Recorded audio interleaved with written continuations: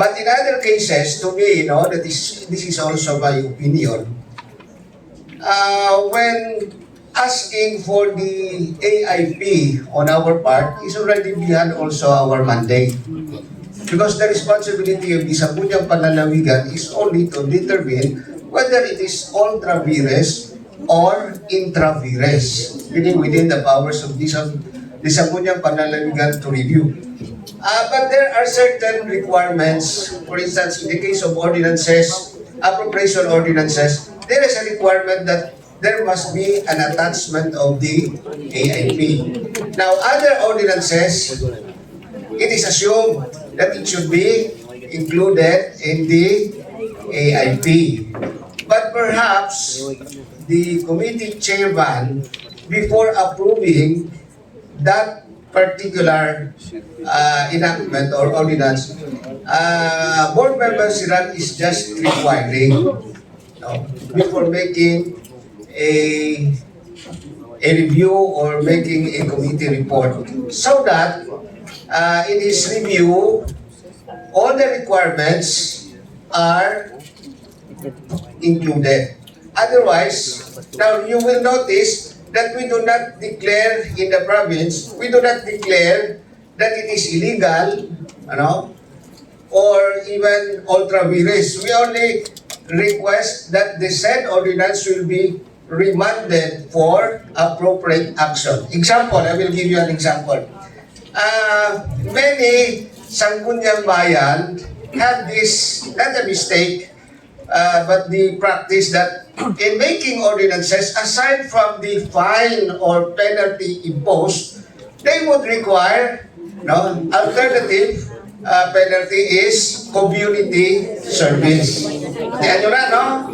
Damo sa inyo nag-operasi na.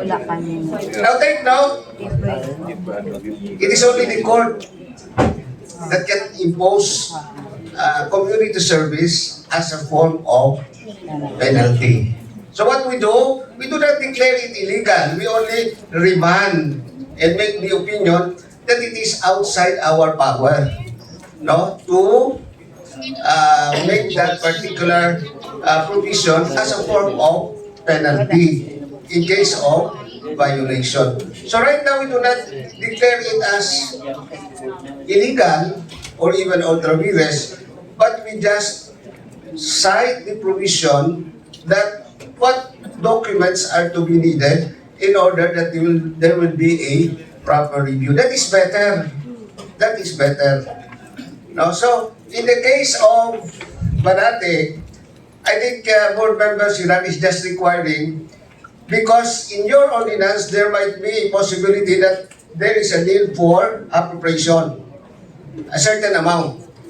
So, there is a need that in case of release of money or funding, that should be part of your annual investment program. If not, then prior to that, you amend your AIP.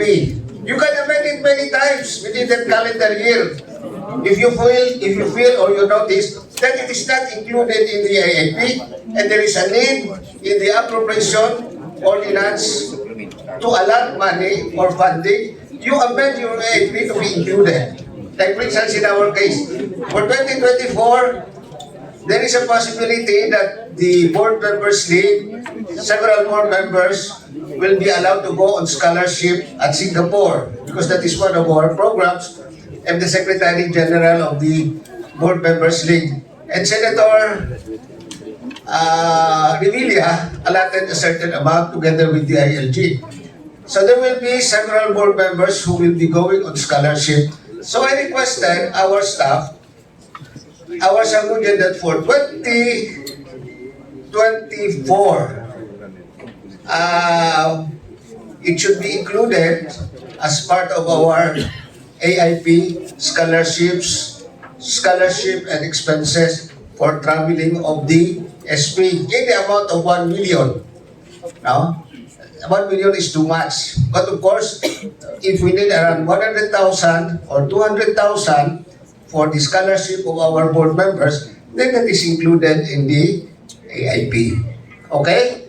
I hope I am Okay na ito, ma'am? Saban natin.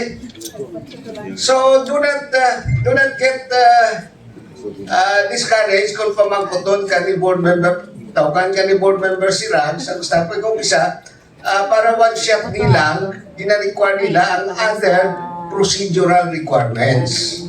That is better. Sang sa ulihi, makita na may diferensya ang ordinansa ninyo kay may kulang na mga dokumento kag kulang sa procedural matters. But take note, we do not declare that as illegal. Diri sa Sangguniang Panlalawigan, nakatula na kami sila ang mga report. We only remand the ordinances for proper action in the future. Kung ano mo diferensya, ligwato lang ninyo, and then, without prejudice, ibasa liwat. Okay? Thank you.